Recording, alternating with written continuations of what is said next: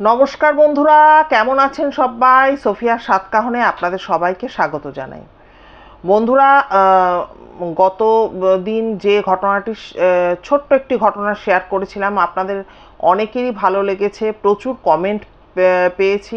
ঘটনাটি ছোট্ট হলেও আমারও খুব ভালো লেগেছিল। ওই যে বললাম যে গ্রামের বা গ্রামাঞ্চলের একটা মানে প্রত্যন্ত গ্রামের একটা ফ্লেভার আমরা পেয়েছি, তাই হয়তো সকলেরই মন ছুঁয়ে গেছে ছোট্ট হলেও ঘটনাটি।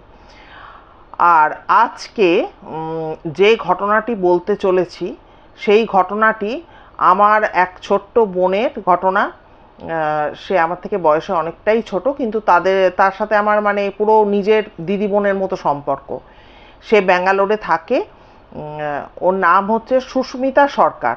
অলরেডি সুস্মিতার ঘটনা কিন্তু আমার এই চ্যানেলে আমি আগেও শুনিয়েছি, এবং ভেরি রিসেন্ট আমি একটা অন্য চ্যানেল থেকে ডাক পেয়েছিলাম গল্প বলার জন্য, সেখানেও কিন্তু সুস্মিতার ঘটনাই শেয়ার করেছি। আর সুস্মিতার ঘটনাগুলো খুবই মারাত্মক ঘটনা। যেমন গোপালের ঘটনাগুলো খুব ইউনিক হয়, সুস্মিতার ঘটনাও কিন্তু খুব অদ্ভুত অদ্ভুত ধরনের ঘটনাও পাঠায় বা পাঠিয়েছে এখনো পর্যন্ত।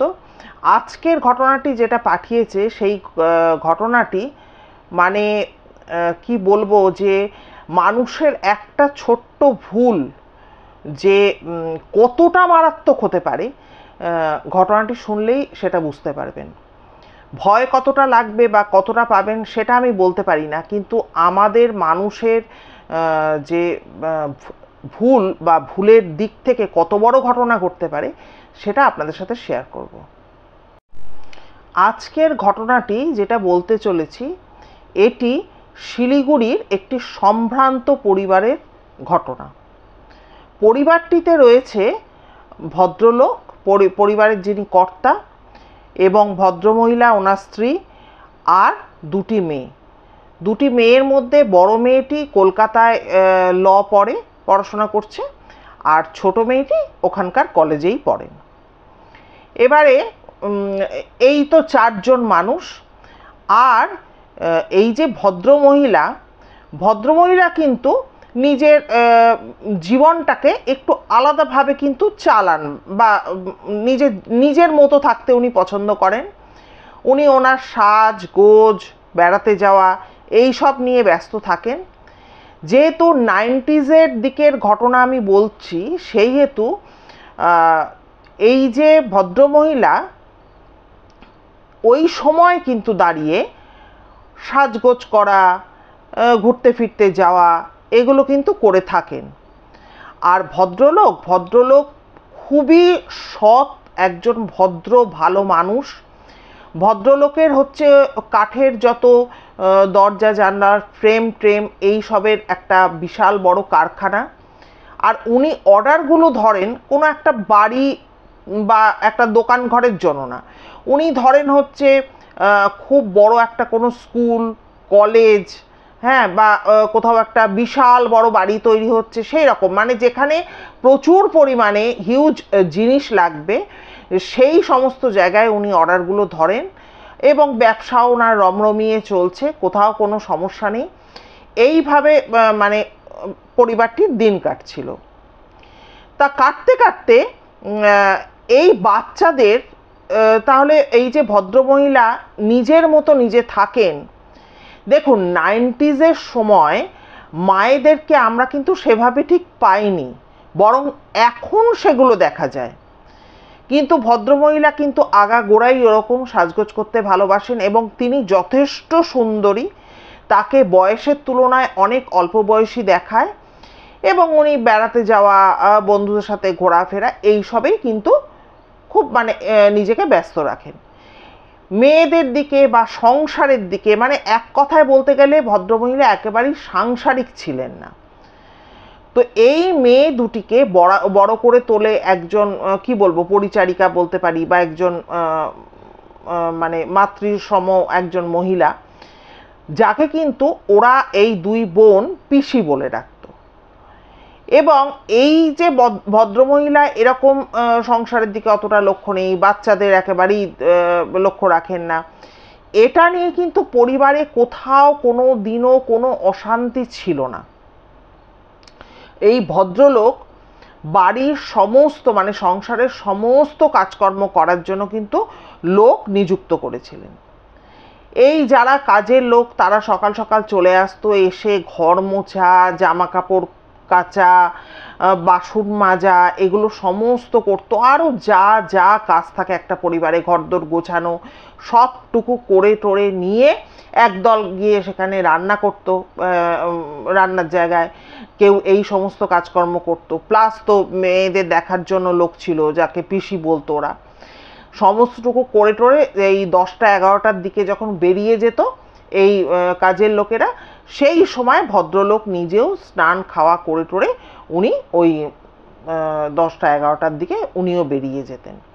এবং ভদ্রলোক ওই যে বেরিয়ে যেতেন, ওনার ফিরতে ফিরতে কিন্তু 10টা থেকে 11টা বেজে যেত রাত্রিবেলা। এই সময়টিতে কিন্তু ভদ্রমহিলা সম্পূর্ণভাবে বাড়িতে একা থাকতেন। ভদ্রলোক ভীষণ একজন ভদ্র ভালো মানুষ ছিলেন। স্ত্রী যেমন সংসার সম্পর্কে উদাসীন ছিলেন, ভদ্রলোক কিন্তু সেরকম ছিলেন না। ভদ্রলোক সংসারে কোথায় কি লাগবে, মেয়েদের বা স্ত্রীর কোথায় কি লাগবে সবটুকু লক্ষ্য রাখতেন। স্ত্রীর বা সন্তানদের প্রতি তিনি কিন্তু যথেষ্ট কর্তব্যপরায়ণ ছিলেন। আর এই যে দুটি মেয়ের কথা বললাম, বড় মেয়ে এবং ছোট মেয়ে, ওই দুটি মেয়ের মধ্যেও কিন্তু ভীষণ সুন্দর একটা সম্পর্ক ছিল। মানে দুজন দুজনাকে চোখে হারাতো, এরকম বলতে পারি। খালি ওদের মাই ওরকম সংসার নিয়ে বা ছেলে মেয়ে নিয়ে মানে উদাসীন ছিলেন। তো যাই হোক, এইভাবে তো দিনগুলো চলছিল। ভদ্রলোক আসলে কোচবিহারের মানুষ।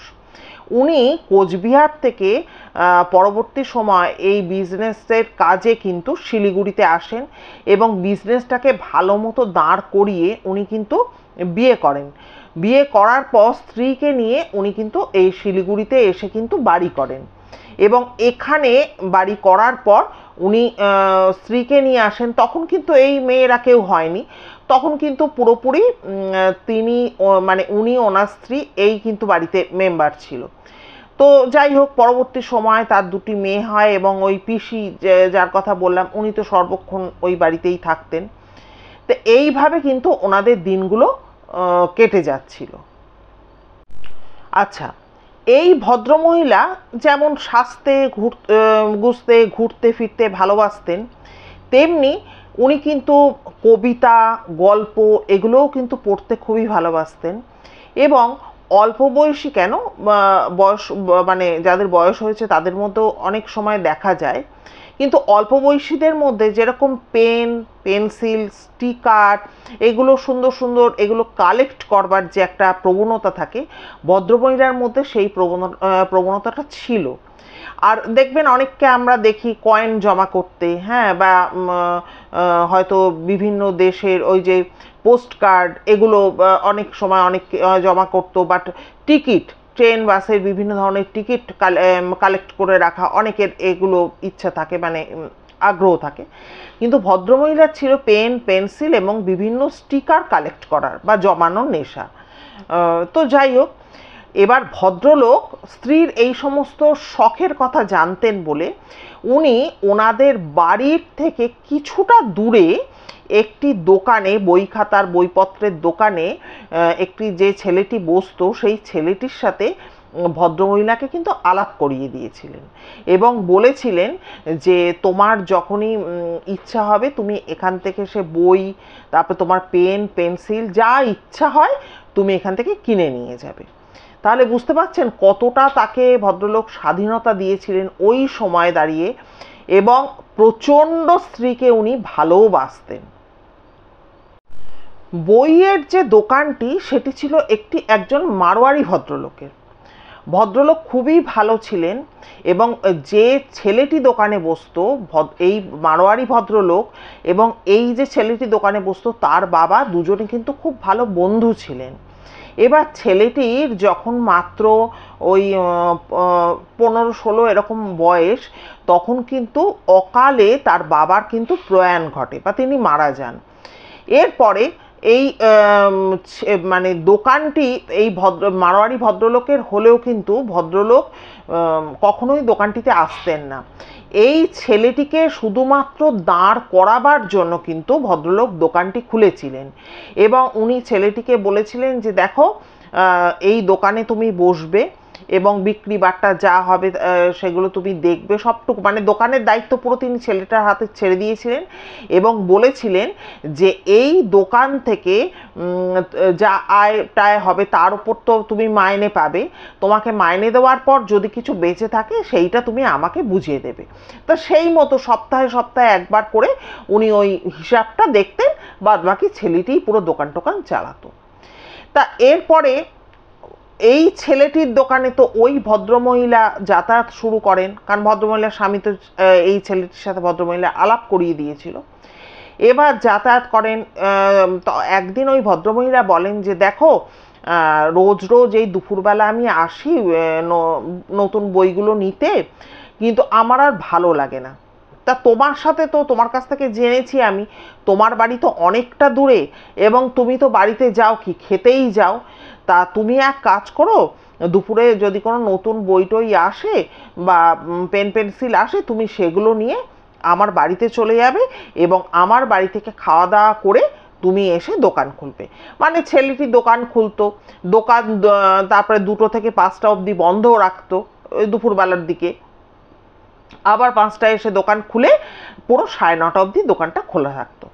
তো ওই ভদ্রমহিলা বলে যে তুমি তো খাওয়ার জন্যই বাড়িতে যাও, তুমি আমার বাড়ি থেকেই 2টো খেয়ে নিও, রেস্ট ফেস্ট করে তুমি এসে দোকান খুলে নিও। তা এইভাবে দুজনের মধ্যে কিন্তু একটা সম্পর্ক তৈরি হয়।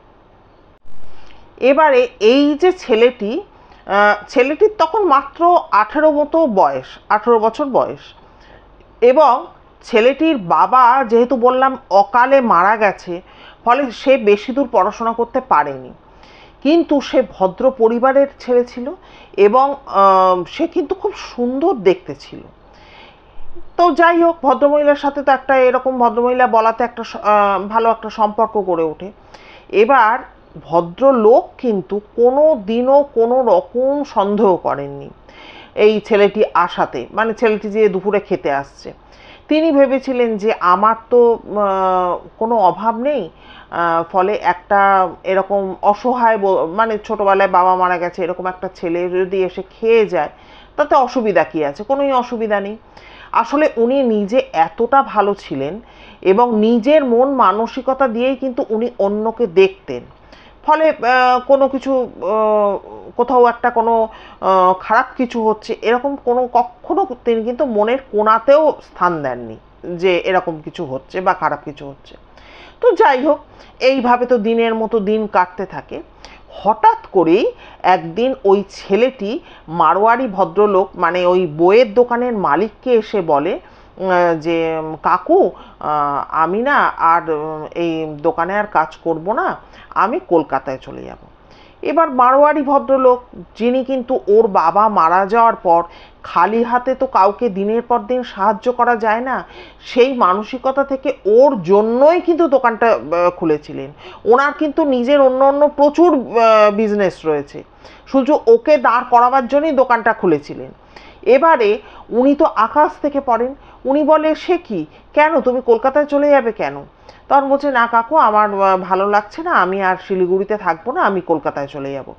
এবার ভদ্রলোক বলেন যে দেখো বাবা, আমার কোনো ব্যবহারে কি তুমি দুঃখ পেয়েছো বা তোমার কি টাকা পয়সা নিয়ে কোনো প্রবলেম হচ্ছে, তাহলে বলো, আমি মাইনে আরও বাড়িয়ে দেব।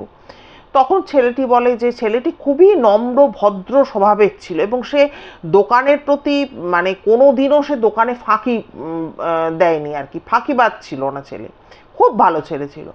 সে তখন বলে না কাকু, আজকে আপনার জন্যই তো আমি এবং আমার মা খেয়ে রয়েছি, মানে খেয়ে পড়ে রয়েছি। ওর মা ছিল, ছেলেটির বাড়িতে খালি মার ছিল, তা আমরা দুজনে বেঁচে রয়েছি, আমি কি করে আপনাকে ভুল বুঝবো, সেসব কিছু না, আমি কলকাতায় চলে যাব, আমি এখানে আর থাকবো না এবং ওখানে যা হোক ছোটো একটা কিছু কাজ খুঁজে নিয়েই আমি মাকে এখান থেকে নিয়ে চলে যাব কাকু, আমরা শিলিগুড়ির বাস আমরা তুলে দেব। এই পর্যন্ত ছেলেটি ভদ্রলোককে বলেন। এবারে এই তো যাই হোক, ব্যাপারটা তো এখানেই মিটে গেল, ছেলেটি তো কলকাতায় চলে গেল। আর ছেলেটি যাওয়ার পর 1.5 বছরের গ্যাপে ভদ্রলোক এবং ভদ্রমহিলার দুটি পরপর কন্যা সন্তান জন্মায়। তো তারা বড় হতে থাকে। তারপরে তো আপনাদের শুরুতেই বলেছি, বড় মেয়েটি কলকাতায় ল পড়তে চলে আসে, সে কলকাতায় থেকে পড়াশোনা করত।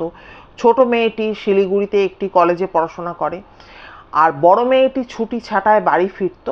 তা একদিন এই রাত্রের দিকে আর কি বড় মেয়েটি হঠাৎ করেই কিন্তু শিলিগুড়িতে গিয়ে পৌঁছায়।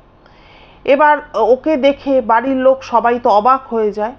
তখন ওর বাবা বলে যে কি ব্যাপার, তুমি হঠাৎ করে চলে এলে, এখন তো তোমার ছুটির সময় নয়, তাহলে তুমি এখন এলে কি ব্যাপার?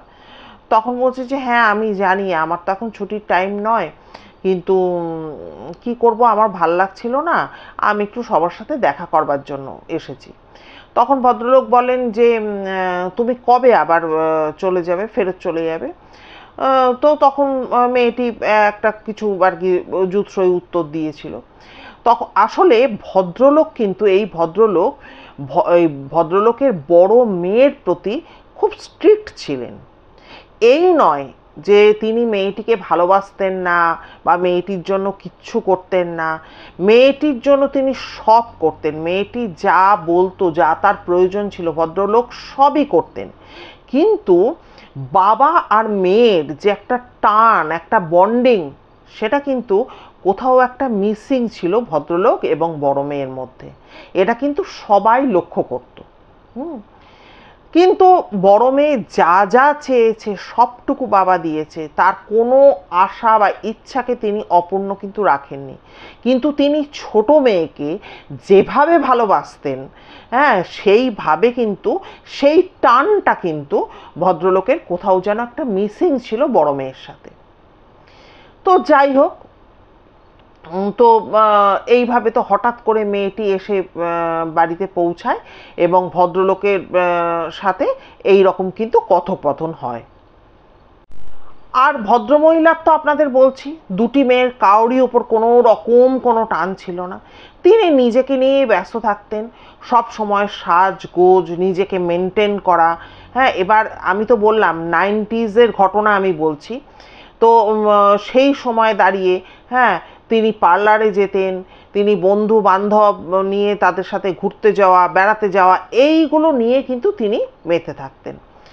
আর মেয়েরা মায়ের কাছে যে আবদারটা করে, সেই আবদারটা কিন্তু পিসির কাছে করত। আর পিসিও কিন্তু বৌদি এটা লাগবে, বৌদি ওটা লাগবে করে যা যা ওরা আবদার করতো সেগুলো মেটাতো এইভাবে।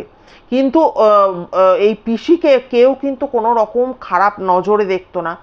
আর ভদ্রমহিলা কখনো কিন্তু বাড়ির কাজের লোকেদের সাথে বা নিজের স্বামীর সাথে কখনো খারাপ কোনো ব্যবহার করতেন না।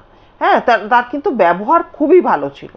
তার হাজবেন্ড যে এত সময়ের জন্য বেরিয়ে যায়, অত রাত করে ফেলে, ভদ্রমহিলা কিন্তু একদিনের জন্য কোনো অভিযোগ করেনি যে কেন তুমি তাড়াতাড়ি ফেরো না বা কিছু, কিন্তু কিচ্ছু তিনি অভিযোগ করেননি। যাই হোক, এই যে বড় মেয়েটি কলকাতা থেকে হঠাৎ করে কাউকে কিছু না বলে রাত্রিবেলা ফিরল, এবার ওই মেয়েটিকে দুজন কিন্তু লক্ষ্য করলো। একজন হচ্ছে মেয়েটির ওই পিসি, যার কাছে ওরা মানুষ, আর দুই হচ্ছে তার মানে কি বলবো, গলায় গলায় বন্ধু যে বোন, মানে দুই বোনের মধ্যে তো গলাগলি বন্ধুত্ব ছিল। সেই বোন কিন্তু লক্ষ্য করলো যে দিদির তো কিছু একটা হয়েছে, ভীষণ সাংঘাতিকভাবে অন্যমনস্ক রয়েছে, কি একটা মানে মন যেন কিছুতে নেই, গভীর কিছু একটা নিয়ে চিন্তামগ্ন। এই অবস্থায় তারা কিন্তু দিদিকে আবিষ্কার করলো এবং এরপরে তখন এরা দুজন মিলে সমানে তাকে ফোর্স করে, বিভিন্নভাবে বলার চেষ্টা করে, জানার চেষ্টা করে কি হয়েছে কি হয়েছে। সে কিন্তু ব্যাপারটাকে কোনো গুরুত্ব দেয় না, সে নিজের মতোই থাকে। এবারে কি হলো, বড় মেয়েটির একটা অদ্ভুত শখ ছিল। কি শখ? সে জেব্রা প্রিন্ট ভীষণ ভালোবাসতো। বুঝতে পারছেন তো? আবার করে আমি কথাটা বলছি, জেব্রার গায়ের যে একটা প্রিন্ট, সেই রকম প্রিন্টটাকে সে খুব ভালোবাসতো, মানে কালার কম্বিনেশনটা। তো যাই হোক, যখন ভদ্রলোক শিলিগুড়িতে এসে বাড়ি করেন, তখন বাড়িটা একতলা ছিল। পরবর্তী সময়ের সাথে সাথে বাড়িটি যখন দোতলা হয়, এবার বাড়িটা যে খুব বড় ছিল তা কিন্তু না, কিন্তু বিশাল জায়গার ওপর বাড়িটা ছিল, বাউন্ডারি দিয়ে ঘেরা, সেখানে বাগান ছিল, পুকুর ছিল, সব কিছু ছিল। তো যখন দোতলা বাড়িটা মানে দোতলাটা তৈরি হয়, তখন একটা রুমকে বড় মেয়েটা নির্বাচন করে এবং বাবার কাছে আবদার করে যে বাবা, এই রুমটাকে আমি জেব্রা রুম বানাবো। তখন তাহলে কি করতে হবে বাবা তো জিজ্ঞাসা করেন, বলে যে তুমি এখনকার মতো তখন তো আর স্টিকার ছিল না যে এসে আটকে দেওয়া বা পেন্ট করানো দেওয়ালে, সেগুলো তখন ছিল না। কিন্তু তবুও কিন্তু এমন আবদার করে মেয়েটি যে, এবং বললাম না বাবা সব আবদার পূরণ করতো। বাবা কিন্তু সেই মিস্ত্রি ডাকিয়ে এনে দেয়ালে সেই জেব্রা প্রিন্ট করানো, চাদর জেব্রা প্রিন্টের, আলমারির যে রং সেটাও জেব্রা প্রিন্টের করানো, সবটুকু A to Z করে দিয়েছিল। ওটাকে জেব্রা রুম হিসাবে মেয়েটি ব্যবহার করত। এবং ওর বাবা বিভিন্ন জায়গায় ঘুরতে যেতেন, সেখানে হয়তো জামা কাপড় কিনেছেন বা কিছু কিনেছেন, একটা জেব্রা প্রিন্টের মতো একটা প্যাকেট পেয়েছেন, সেটা মেয়েকে যখন এনে দিয়েছেন সেটাও কিন্তু ওই ঘরেই স্থান পেয়েছে। হ্যাঁ, জেব্রা প্রিন্টের কাপ ডিশ সেই খুঁজে খুঁজে সেই রকম সব ব্যবহার করত, এবং মেয়েটা ওই রুমটাকে ভীষণ ভালোবাসতো এবং ওই রুমটাই বেশি সময় কাটাতো। এবারে এসেও কিন্তু কলকাতা থেকে এসেও ওই রুমের মধ্যেই বেশিক্ষণ বসে থাকার চেষ্টা করছে। আর পিসি আর বোন কিছু জিজ্ঞাসা করলে এড়িয়ে যাচ্ছে। আর নাইলে কি হচ্ছে, ওই যে নিচে ওই যে সুন্দর বাগান এবং যে পুকুরটি, একমাত্র শীতকাল ছাড়া এই দুটি বোন কিন্তু ওই পুকুরে নেমে চান করতো। ওই পুকুরের আশেপাশে সে কিন্তু বেরিয়ে বেড়াচ্ছে, এইভাবে তার সময়টা কাটছে। এভাবে 3-4 দিন যাওয়ার পর মেয়েটির বাবা একদিন মেয়েটিকে ডেকে বলে, দেখো তুমি লয়ের স্টুডেন্ট আর কি, তা লয়ার তো তখনও হয়নি, লয়ের স্টুডেন্ট। বলছে এইভাবে তুমি যে ক্লাস তোমার নষ্ট হচ্ছে, তুমি ক্লাস বাঙ্ক করছো, এইগুলো তো ঠিক নয়। হ্যাঁ, আমি মানতাম তোমার শরীর খারাপ হয়েছে, তুমি এসেছো, ঠিক কথা, কিন্তু তা তো নয়, তুমি তো নিজে থেকেই মন হয়েছে তুমি চলে এসেছো, তুমি এবার ফিরে যাও। তখন ও বলে, হ্যাঁ বাবা, খুব শীঘ্রই আমি ফিরে যাব, তুমি চিন্তা করো না, আমি খুব শীঘ্রই ফিরে যাব। সেদিন রাত্রে খাওয়া দাওয়ার পর দুই বোন ওপরে একটি রুমে শুতে যায়। ওরা কিন্তু জেব্রা রুমে শুতো না, ওই নিচতলাতেও 2-3টে রুম, কিচেন, টয়লেট, এইগুলো সমস্ত ওপরেও তাই। তা একটা জেব্রা রুমের পাশে যে কোনো একটা রুমে ওরা দুই বোনে মিলে ওরাই খালি শুতো, আর বাদবাকি পিসি, তারপরে ওর বাবা মা সবাই কিন্তু নিচে শুতো। তো ওরা ওই রুমে, যে রুমে শুতো আর কি, সেই রুমে গিয়ে ওরা শুয়ে পড়ে। মাঝরাত্রে তখন হঠাৎ করে ছোট বোনের পাশ থেকে মেয়েটি উঠে গিয়ে জেব্রা রুমটায় নয় কিন্তু অন্য আরেকটি রুমে, বললাম তো 3টে রুম, আরেকটি রুমে গিয়ে গায়ে কেরোসিন তেল ঢেলে ও কিন্তু সুইসাইড করে। এখানে একটা অদ্ভুত ব্যাপার যে এই যে মেয়েটি সুইসাইড করে, আমরা এখনো পর্যন্ত, আমি তো জানি, আপনারাও হয়তো জানেন, যখন কেউ গায়ে আগুন লাগিয়ে সুইসাইড করে তখন যে তার কি প্রচণ্ড অসহ্য জ্বালা বা কষ্ট, সেটা সহ্য করতে না পেরে এদিক ওদিক সেদিক কিন্তু ছুটে বেড়ায়, ফলে কিন্তু আরও তাড়াতাড়ি আগুনটা ছড়ায়। কিন্তু এই মেয়েটি কিন্তু গায়ে আগুন লাগিয়ে চুপচাপ, যেটাকে আমরা বলতে পারি দাঁড়িয়ে দাঁড়িয়ে পুড়েছে এবং নিজেকে সে শেষ করে ফেলেছে। এইভাবে কিন্তু মেয়েটি সুইসাইড করে। এই সুইসাইডের ঘটনাটি ঘটে যাওয়ার পর বাড়ির সবাই খুবই শকড হয়ে পড়ে। হ্যাঁ, সবাই খুব মুষড়ে পড়ে যাকে বলতে পারি আমরা। এবং সবাই তখন মানে নিজেদের মধ্যে আলোচনা করে যে আমরা কেউ কিছু জানতে পারলাম না, কি এমন ঘটলো যে একটা মেয়ে চলে গেল, এরকম কিছু ব্যাপার।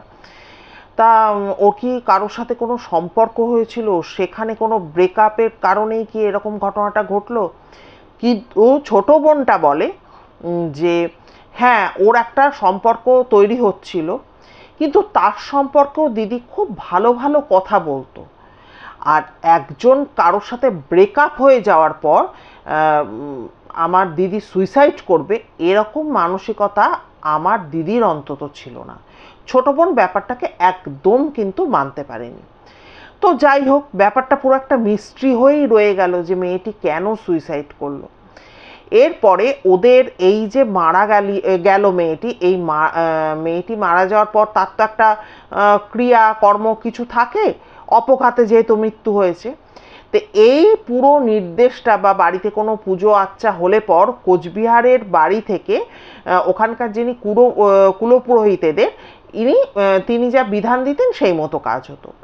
তো ওই ঠাকুরমশাই তখন ওখান থেকে বিধান দেন যে এই মেয়েটিকে যেহেতু অপঘাতে মারা গেছে, এর মানে কি জাস্ট শ্রাদ্ধ শান্তি মেটাতে যে একটা নিয়ম রক্ষা করার দরকার সেইটুকুই করবে তোমরা।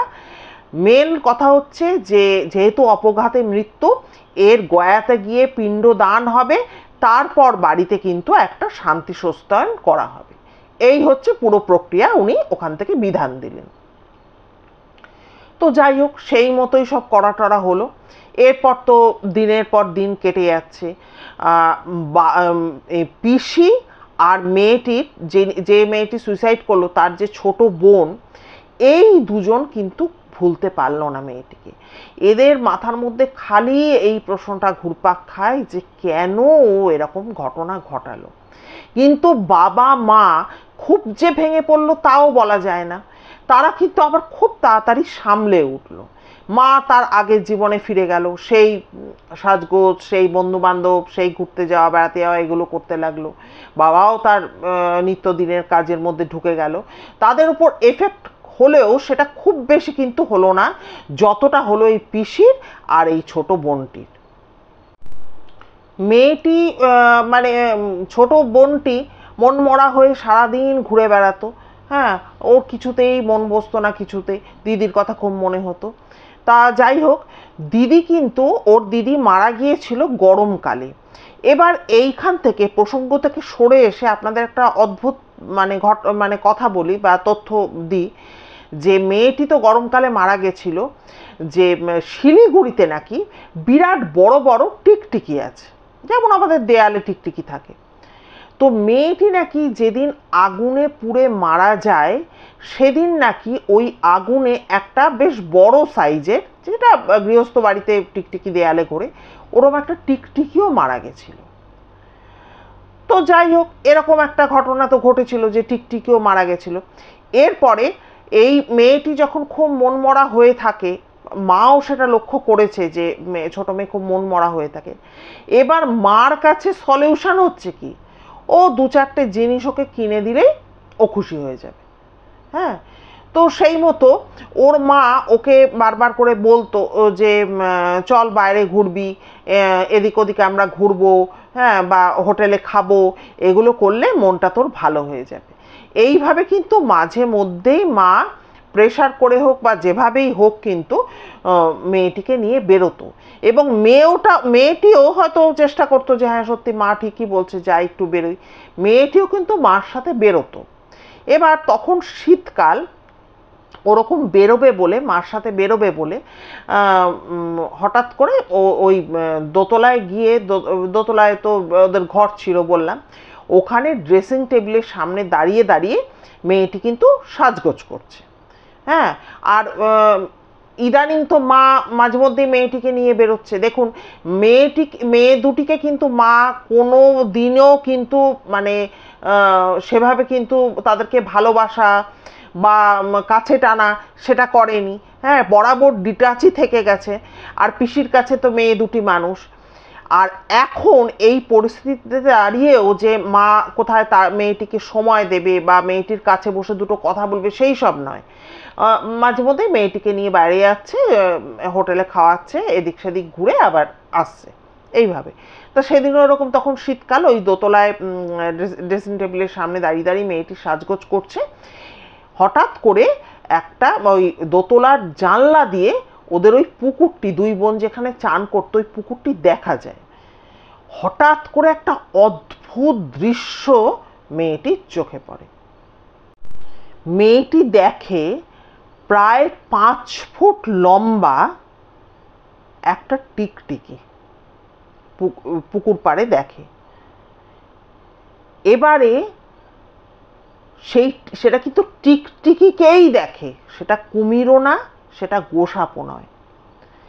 তার একটা বড় লেজও রয়েছে, যেমন টিকটিকির লেজ থাকে, কিন্তু গায়ের যে টিকটিকির গায়ের যে বর্ণটা সেই জায়গাটায় পুরো জেব্রা প্রিন্ট, আর মুখটা হচ্ছে তার দিদির।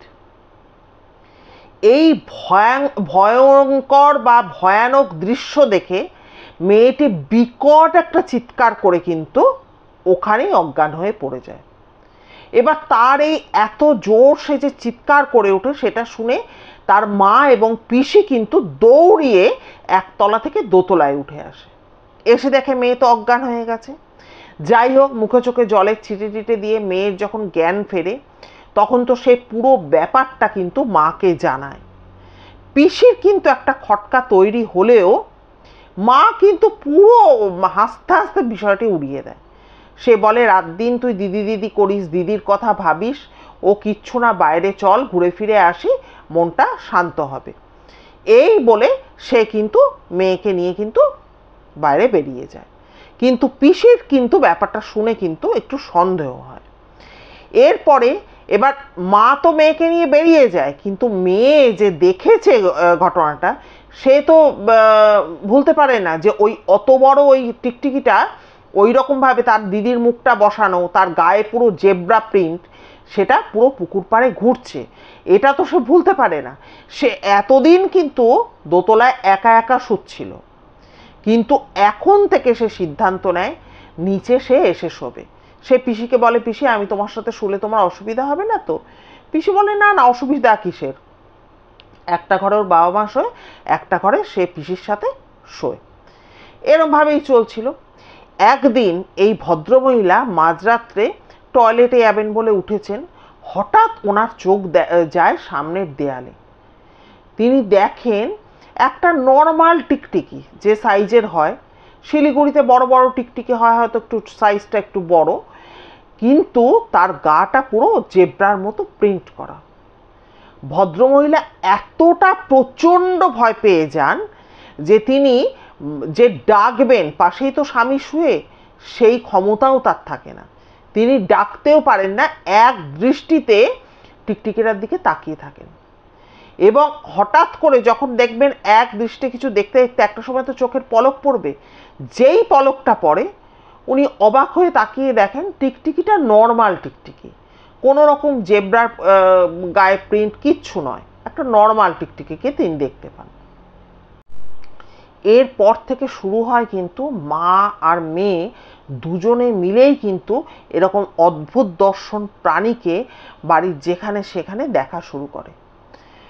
তো যখন এবার কি, যেহেতু মা ব্যাপারটা নিজেও দেখেছে, এবার তো আর অবিশ্বাসের কোনো ব্যাপার না। উনি আশেপাশের বাড়ির আশেপাশের কোনো একটি মন্দিরে গিয়ে পৌঁছান এবং সেখানে যিনি পুরোহিত আছেন ওনাকে সবটুকু কথা বলেন। তখন ওই পুরোহিত মশাই বলেন যে, দেখুন এই সব ব্যাপার কিন্তু আমি না, আমার ছেলে খুব ভালো এইসব ব্যাপার বোঝে বা কাজ করে, আপনি অমুক দিন আমার ছেলে থাকবে, আপনি আসুন। তা উনি বলেন ঠিক আছে। তো ওই নির্ধারিত দিনে তো উনি যান, গিয়ে নিয়ে ওই পুরোহিতকেই সব কথা উনি বলেন, মানে ওই আসল পুরোহিতের যে ছেলে আর কি, তাকে সবটুকু কথা বলেন। বলার পর উনি বলেন যে, দেখুন এটা তো সাধারণ কোনো মৃত্যু না, এইভাবে উনি মারা গেছেন, আত্মহত্যা করে মারা গেছেন। হ্যাঁ, এবারে ব্যাপার হচ্ছে যে এই ধরনের আত্মাদের প্রচণ্ড কষ্ট পায় তারা। হ্যাঁ, তা আপনাদের কথা অনুযায়ী কুলপুরোহিত যা বিধান দিয়েছিলেন, শ্রাদ্ধ শান্তিটা খুব ভালো করে তো হয়নি, ছোটোর মধ্যে যা হোক করে হয়েছে, আর এখন অনেক দিন হয়ে গেছে, আপনারা স্ট্রেট গয়াতে চলে যান, গয়াতে গিয়ে পিণ্ডদান করুন। আমার বিশ্বাস যদি সঠিকভাবে পিণ্ডদান করা হয় তাহলে কিন্তু আর এসব সমস্যা কিচ্ছু থাকবে না। আপনারা পিণ্ড দান করবেন, ওখানে মানে পূর্বপুরুষের নাম লাগবে। প্রত্যেক কজন পূর্বপুরুষের 12 জনও হতে পারে, 14 জনও হতে পারে, আমার সঠিক জানা নেই।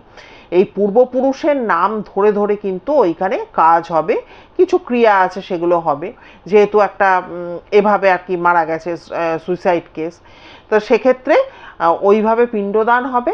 আপনারা একদমভাবে সঠিকভাবে, হ্যাঁ, ওই নামগুলো নিয়ে যাবেন এবং সেই মতো পিণ্ডদান করে ফিরে এসে আমাকে খবর দেবেন। আমি আপনাদের বাড়িতে গিয়ে শান্তি সস্তায়ন করব, কোনো কিচ্ছু কিন্তু তারপরে আর সমস্যা থাকবে না। তো যাই হোক, 1 মাসের মধ্যে ওরা সকলে মিলে গিয়ে গয়াতে পিণ্ডদান করে ফিরে আসে। পিণ্ডদান করে ফিরে আসার পরও টুকটাক ওরকম টিকটিকি বা ওই ধরনের প্রাণী বাগানে ঘুরে বেড়াচ্ছে, এগুলো দেখছে। ওনার ছোট মেয়ে আবার মাঝে মধ্যেই ওখানে বাগানে দেখছে যে দিদি দাঁড়িয়ে আছে, হ্যাঁ, পুরো যেমন দিদি ছিল সেইভাবে দিদি দাঁড়িয়ে আছে। তো এবার তারপরে তো যাই হোক, তবুও শান্তি সস্তায়ন হয়। শান্তি সস্তায়ন হওয়ার পর মাত্র 2-1টা দিন হয়তো বন্ধ ছিল, তারপরেই কিন্তু মা মেয়ে আবার এগুলো দেখা শুরু করে। এবং সব থেকে অদ্ভুত ব্যাপার, বাড়ির আর কেউ কিন্তু কিচ্ছু দেখতে পাচ্ছে না, না পিসি দেখতে পাচ্ছে, না বাবা দেখতে পাচ্ছে, এতজন কাজের লোক আসে তারা কেউ কিচ্ছু দেখতে পাচ্ছে না। যা দেখছে মা আর মেয়ে দুজনে মিলেই কিন্তু দেখছে। তো যাই হোক, যখন এই দেখাটা পুনরায় শুরু হলো, দেখাটা বন্ধ হলো না, তখন ওনার মানে ওই ভদ্রমহিলা আবার কিন্তু ওই পুরোহিতের কাছে গেলেন। এবার পুরোহিত তো নিজে হয়ে গেলেন। উনি বললেন, এরকমভাবে তো এরকম দেখার তো কোনো কারণ আর নেই, এটা তো সম্ভবই না, অসম্ভব ব্যাপার। হ্যাঁ, সুন্দরভাবে যদি সঠিক নিয়ম মেনে যদি গয়াতে গিয়ে পিণ্ডদান হয়ে যায়, তারপরে এসব কেন আপনারা দেখবেন? তা সত্ত্বেও আপনারা দেখছেন, আমি তো বুঝেই পারছি না এটা কেন হচ্ছে। যাই হোক, আমাকে দেখি আমি অন্য কোনো পথ আর আছে কিনা, আমাকে একটু পড়াশোনা করতে হবে, হ্যাঁ, বই পুস্তক ঘাঁটতে হবে, আমাকে একটুখানি সময় দিন, এই কথা কিন্তু পুরোহিত তখন বললেন। আচ্ছা, যেটা বলতে একটু ভুলে গিয়েছি, যে শান্তি সস্তায়নের পর একদিন ও কিন্তু পরিষ্কার, মানে ছোট বোনটা যেটা, সে দেখতে পায় যে তার দিদি জেব্রা প্রিন্টের একটা জামা পরে জেব্রা রুমে ঢুকে গেল।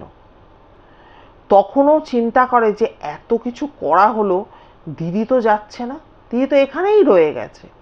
তারপরেই কিন্তু ওর মা পুরোহিতের কাছে ছুটে যায়। তাই একটু পুরোহিত মশাই তো একটু টাইম চাইলেন। এরপরে তো যখন তখন ওই ছোট বোনটি দিদিকে দেখছে, এই এই পুকুর পাড়ে দাঁড়িয়ে আছে দিদি, এই দিদি এদিকে যাচ্ছে ওদিকে যাচ্ছে, এরম দেখছে, টিকটিকি দেখছে, ওর মাও দেখছে, মানে এদের তো সাংঘাতিক তখন অবস্থা, আতঙ্কিত হয়ে রয়েছে। একদিন হঠাৎ করে সে দেখে যে সিঁড়ি বেয়ে ওরকম জেব্রা প্রিন্টের জামা পরা দিদি উঠে এসে জেব্রা ঘরের মধ্যে ঢুকে গেল। এবার দেখবেন ভয় পেতে পেতে পেতে পেতে মানুষ মরিয়া হয়ে ওঠে। সেই রকম মরিয়া হয়ে গিয়ে দিদিও যেই ঢুকে গেছে জেব্রা ঘরে, বোনও কিন্তু গিয়ে জেব্রা ঘরে ঢুকে পড়ে। ঘরে গিয়ে দিদিকে কোথাও দেখতে পায় না, দিদি পুরো ভ্যানিস, দিদি কিন্তু নেই।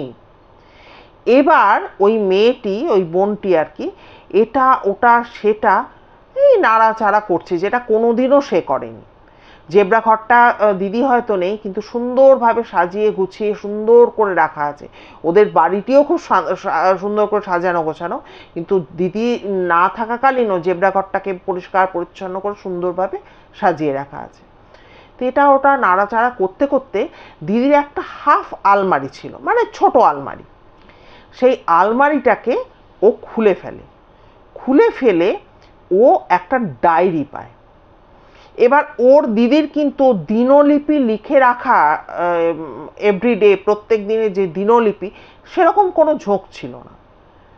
তো ও দেখে, খেয়াল করে লক্ষ্য করে ডায়েরিটা খুলে দেখে যে বিশেষ বিশেষ কিছু ঘটনার কথা কিন্তু দিদি লিখে গেছে। সেই ডায়েরির কভারটাও কিন্তু ছিল জেব্রা প্রিন্টের। তারপর কি হলো? বন্ধুরা, এত বড় ঘটনাটি আমি দুটি পর্বে ভাগ করলাম। আর আপনাদের বলি, পরশু দিন থেকে আমার ভীষণ শরীর খারাপ, জ্বর, তা সত্ত্বেও কিন্তু আপনাদের সাথে এসে বসেছি। হয়তো আমার গলাটা একটু উঁচনিচ লাগতে পারে, তা এত বড় ঘটনাটা তো তাই জন্য দুটো পার্টে ভাগ করলাম। অবশ্যই আপনারা ঘটনাটা শুনবেন, যতটা শুনলেন তার উপর কমেন্ট করবেন কেমন লাগলো আজকের ঘটনাটা। এবং আপনাদের আমি কথা দিচ্ছি, এর পরের দিন বাদবাকি অংশটা অবশ্যই কিন্তু আপনারা শুনতে পাবেন নতুন ভিডিওতে। আর কি বলবো, সবাই খুব খুব ভালো থাকবেন, অবশ্যই কমেন্ট করবেন, আপনাদের কমেন্টের আশায় থাকি, কমেন্টটাই আমার অক্সিজেন। আর আরেকটা কথা যেটা বলার, নতুন বন্ধু পুরনো বন্ধু সবার কাছে আমার বিনীত অনুরোধ, যদি ভিডিও ভালো লাগে একটু ফ্রেন্ডস, ফ্যামিলি, পরিচিত জনের মাঝে শেয়ার করবেন। এবং তাতে আমাদের কি হবে, পরিবারটা, তারা যদি ভালো লাগে, তারা যদি সাবস্ক্রাইব করেন, আমাদের পরিবারটা একটু এগোবে, আরেকটু বড় হবে। আর যারা নতুন বন্ধু এতক্ষণ ধরে আমায় শুনলেন, তাদেরকে অসংখ্য ধন্যবাদ জানাই। যদি ভিডিও ভালো লাগে অবশ্যই লাইক করে একটা সাবস্ক্রাইব করে নেবেন এবং বেল আইকনের অলে গিয়ে প্রেস করবেন, তাতে আমার যে কোনো ভিডিও চটজলদি তার নোটিফিকেশান আপনাদের কাছ অবধি পৌঁছে যাবে। আর আপনাদের কারো কাছে যদি এই ধরনের কোনো ঘটনা থেকে থাকে, যে বিভিন্নজন যেভাবে শেয়ার করছেন সবার মাঝে, তাহলে আপনারা যদি চান, দেখুন ক্যামেরা ফ্রেন্ডলি সবাই হতে পারেন না, তা সেক্ষেত্রে যদি মনে হয় যে সোফিয়ার সাতকাহনে আমার ঘটনাটি বলা হোক, তাহলে দয়া করে আমায় একটু নক করবেন, আমি অবশ্যই ফোন নাম্বার আমার দিয়ে দেব। আর কি বলবো, সবাই খুব খুব ভালো থাকবেন, সুস্থ থাকবেন। দেখা হচ্ছে তাহলে পরবর্তী ভিডিওতে সুস্মিতা সরকারের ঘটনার পরবর্তী অংশ নিয়ে। নমস্কার।